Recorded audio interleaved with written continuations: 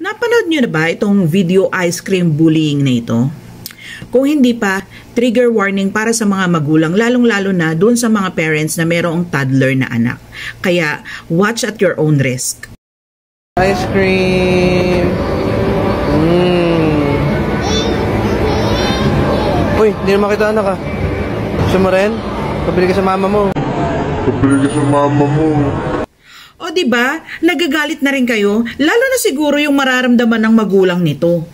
Imagine binuli ng isang adult ang 4 na taon mong anak at pinost ito sa social media para pagpiestahan nang wala man lang permiso mo.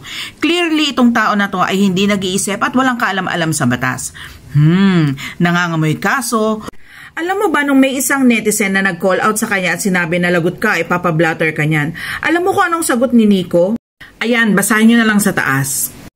Imbis na humingi ng sorry, lalo pa siyang nagmamatigas. At kahit dun sa paghaharap nila sa Raffy Tulfo in action, imbis na mag-sincere apology siya, ay ginajustify pa niya yung kanyang action.